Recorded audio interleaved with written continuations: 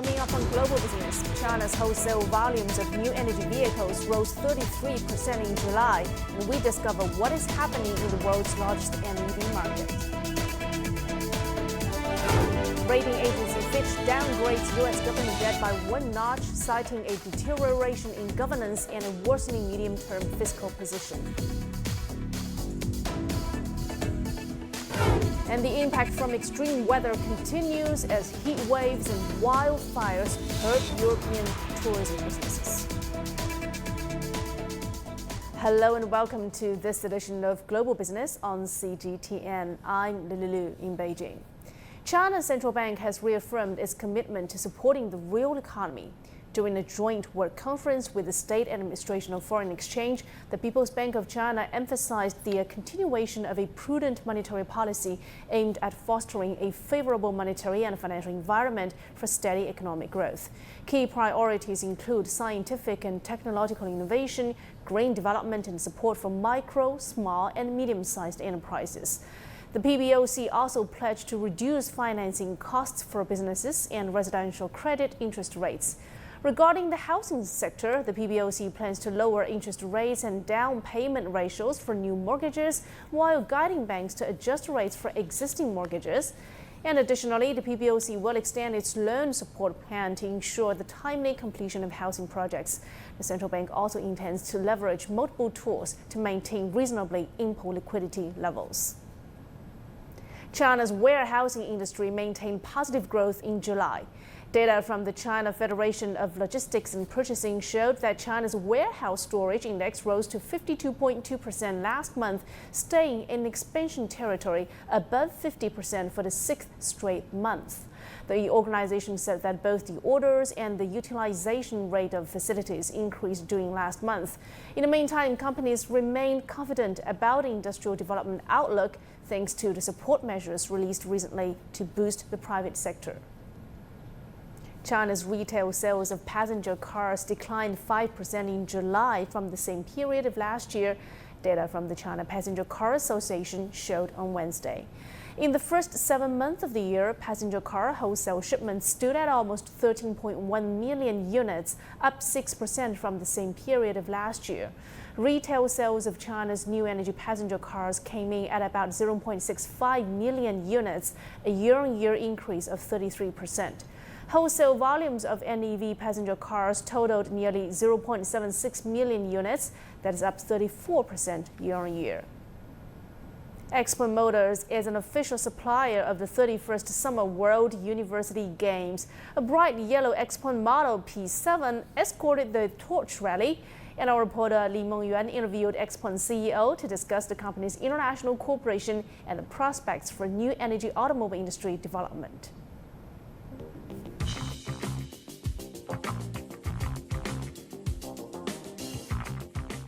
The strategic technical cooperation between XPeng and Volkswagen Group shows a really good example of the cooperation between traditional car manufacturers and new EV companies.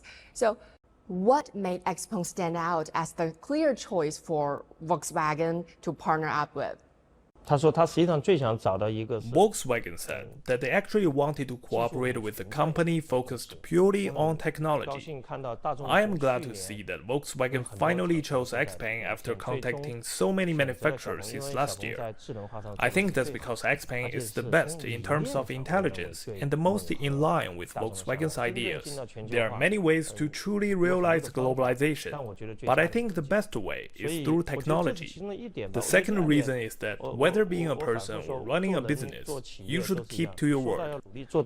How will this collaboration benefit the high-quality development and opening up of China's auto industry? And what would that mean to the whole global market?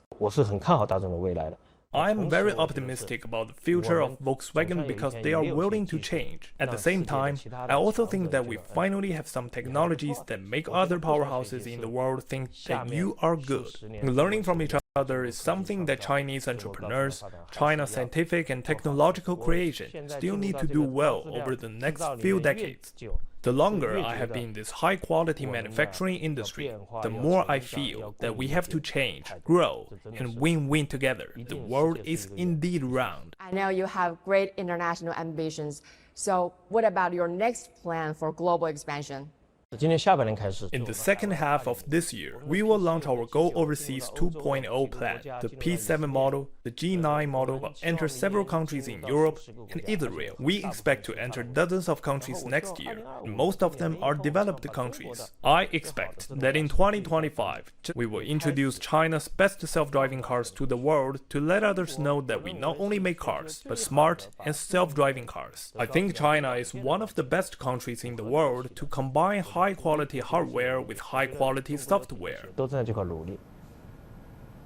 Agriculture and the rural economy has a crucial role in China's national economy.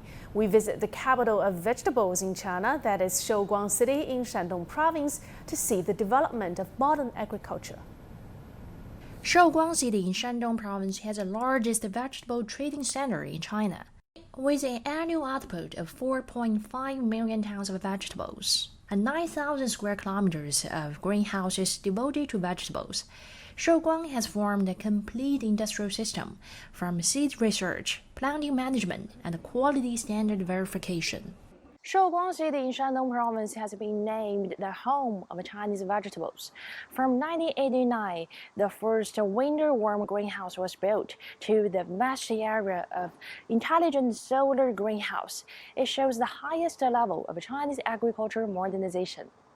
Building demonstration parks for standardized vegetable production, establishing innovative laboratories, promoting intelligent agricultural machinery industry. Multiple measures have been taken to promote modern agriculture. After more than 30 years of development, now it has developed to the 7th generation. The insulation effect of the greenhouse wall is better. With intelligent devices, the heat network in greenhouse can integrate devices like the greenhouse rolling machine, water and fertilizer integrated machine, plant protection machine, and cooling machine. Farmers can use mobile phones to operate at home. Science and technology has also been applied to research projects in rural industrialization. Beginning in August 2020, Shandong Provincial Academy of Agricultural Sciences has selected scientific researchers to work on the front line. In 3 years, we selected and dispatched 543 experts to 3 counties. Since that time, we have launched over 1,000 new technologies and varieties, which have helped the local scientific and technological progress rate increase by about 10%. Liu Yu is one of the experts helping local farmers to develop grape industry. Most of our scientific research experts have a similar feeling that the results we have achieved in the laboratory need to be applied to the vast land of agriculture so that it can bear fruit and produce benefits. Experts say they will keep exploring and focusing on 3 key areas of seeds, cultivated land, and agricultural machinery, making farmers use the best technology to grow the best food. Wang Suwen, CGTN, Shandong Province. And let's check out some other business headlines around China. The Ministry of Finance issued 12 billion yuan, or about $1.7 billion, of treasury bonds in the Hong Kong SAR today. This round of T-bonds will be issued through a tender and is aiming to strengthen Hong Kong's position as an international financial center. China's central bank has renewed a currency swap agreement for another 3 years with its Mongolian counterpart. The value of the currency swap totals 15 billion yuan, or about $2.1 billion. And China has extended the preferential tax policies for small businesses to the end of 2027. The policies include value-added tax exemptions for small-scale taxpayers and income tax reductions for individually owned businesses. Still to come here on Global Business. Rating agency Fitch downgrades U.S. government debt by 1 notch, citing a deterioration in governance and a worsening medium-term fiscal position.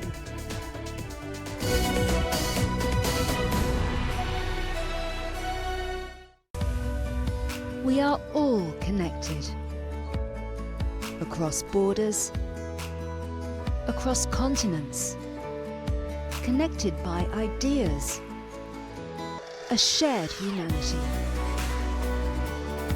Stay connected.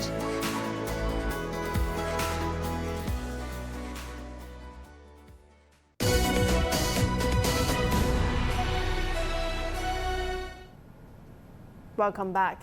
U.S. private sector companies added more jobs than expected in July. Fresh data from payroll processing firm ADP showed 324,000 jobs were created during last month. Hotels, restaurants, bars, and other leisure and hospitality businesses continued to jump, but the growth was well above market expectations. ADP also said that wages increased 6.2% on a yearly basis, above the long-term pace, but still the lowest growth since November 2021.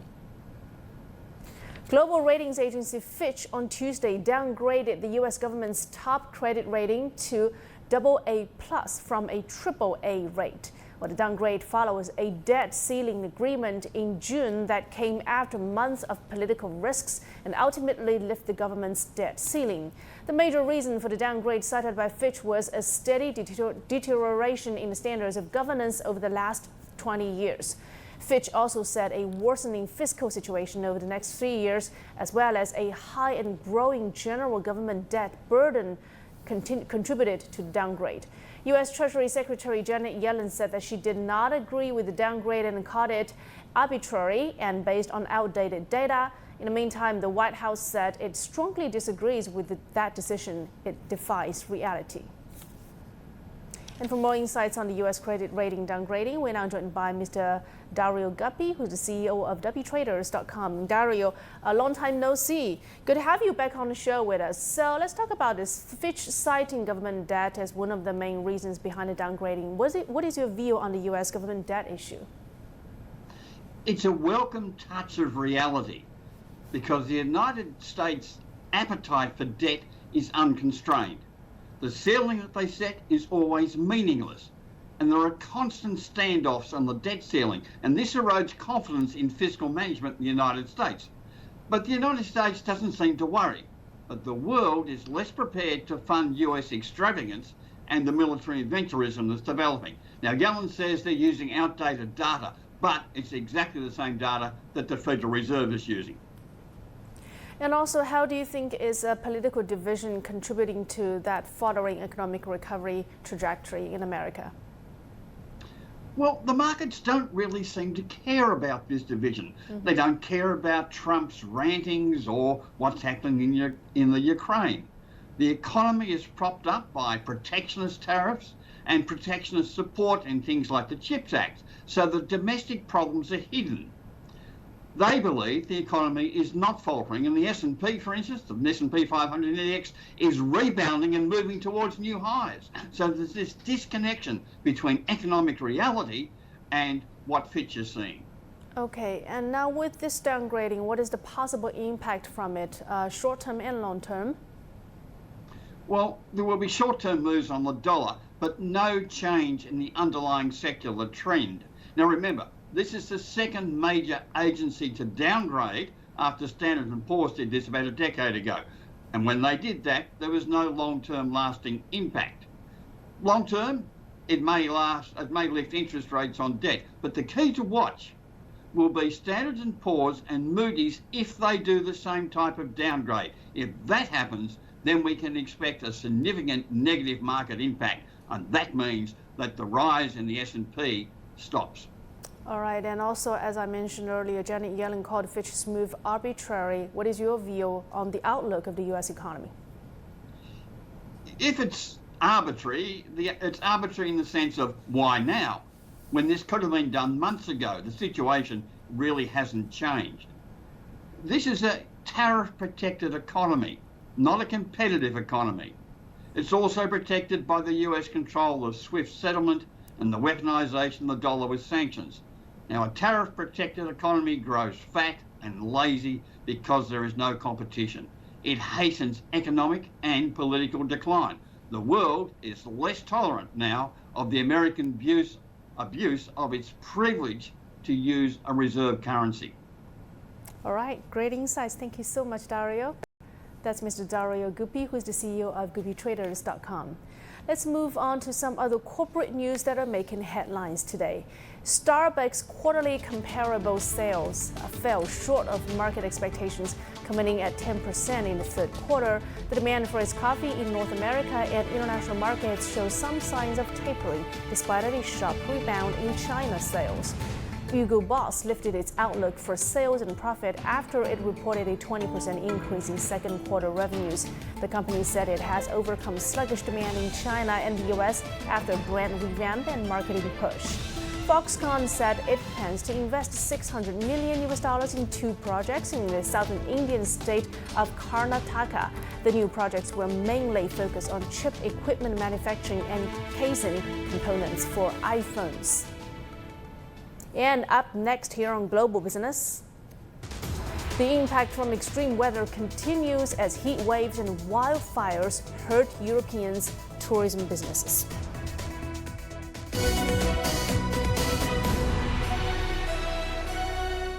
The world economy as we know it is about to change.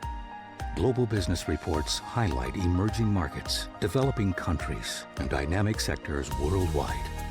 We feature top analysts and newsmakers to provide perspectives on every facet of business. From an on-the-ground perspective, we provide you with balanced and objective assessments. Fast, sharp, and insightful. Global Business, only on CGTN.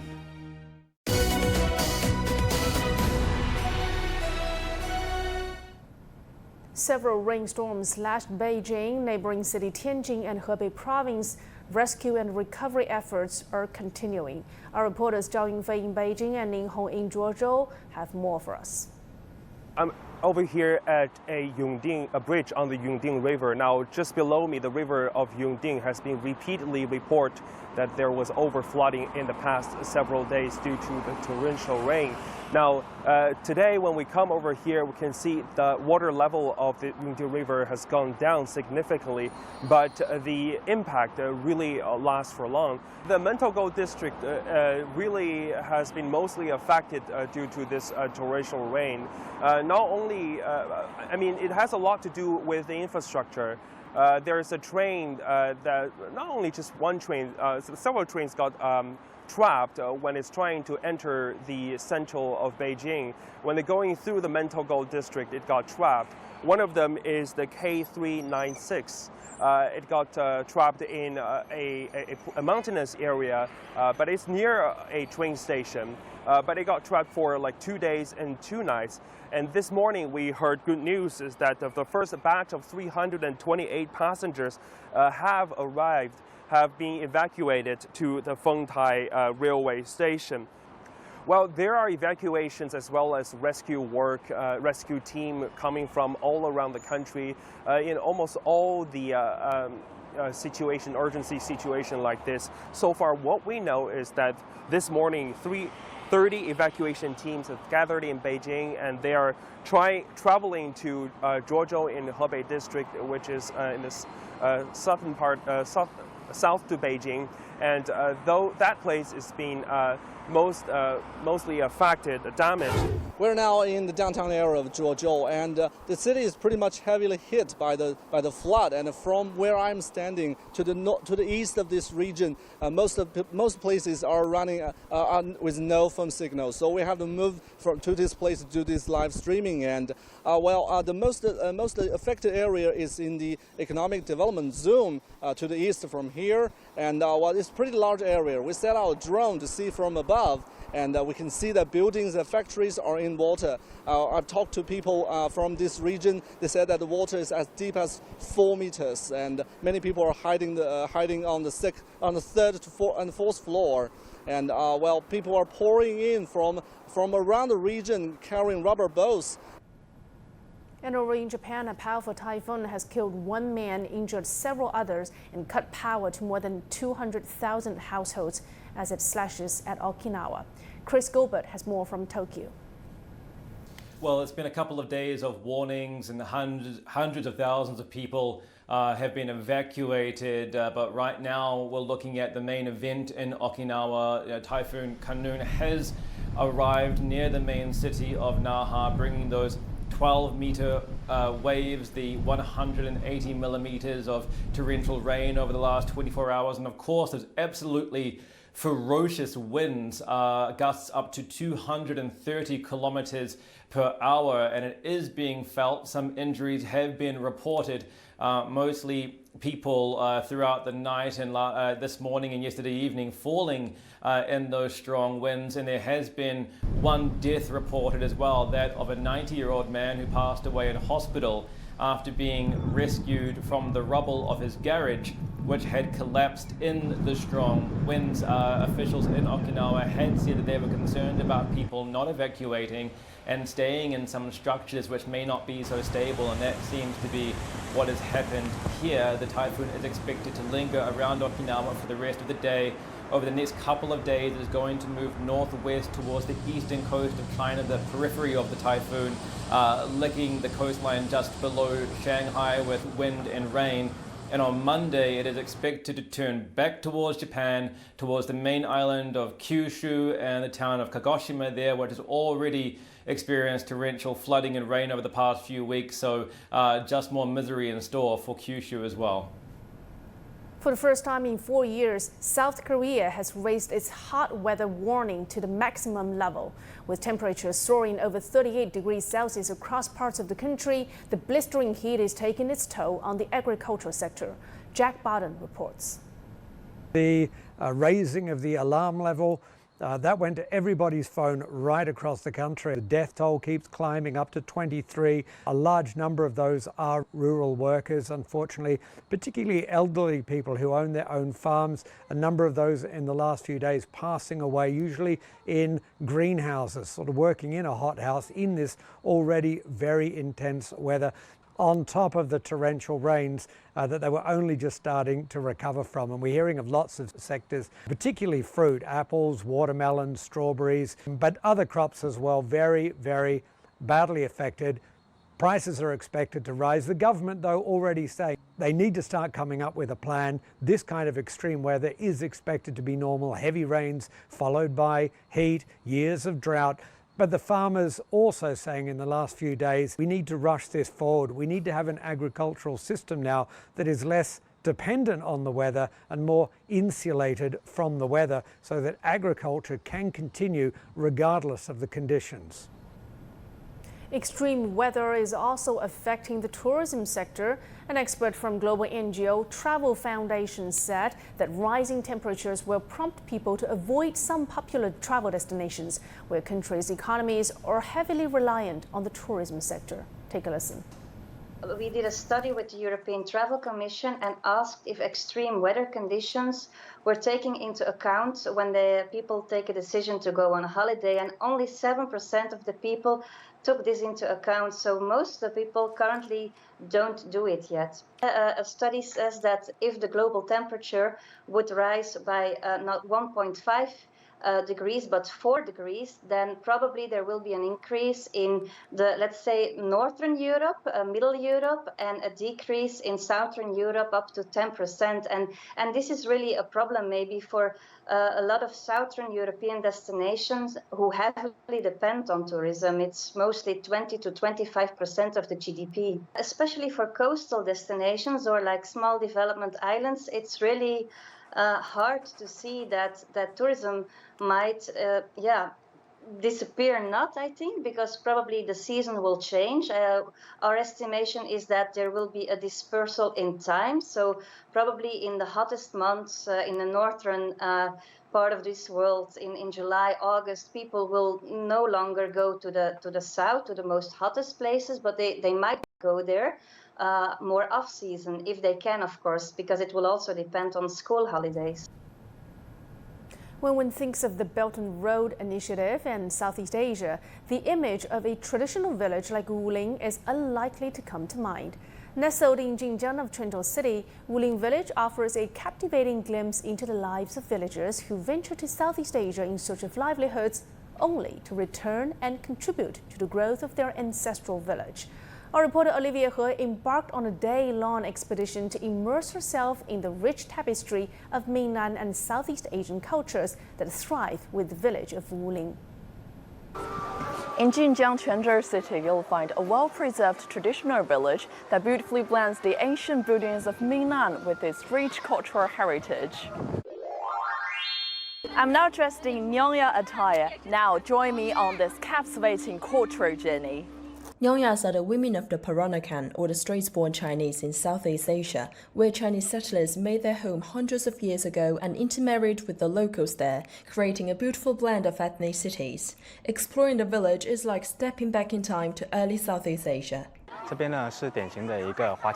Wulin Traditional Village was built by the Chinese people who returned from such Southeast Asian countries as Malaysia and Singapore. It is home to more than 1,800 villagers and the place of ancestry of about 30,000 Chinese living abroad. Some buildings in the hamlet feature Romanesque and Gothic styles, some carry Southeast Asian elements, and some are typical of Fujian southern regions. The older generation of Wulin residents went to Southeast Asia to find success, then returned to their hometowns and contributed to their development by building roads and houses, showing their Minnan spirit and loyalty to their roots.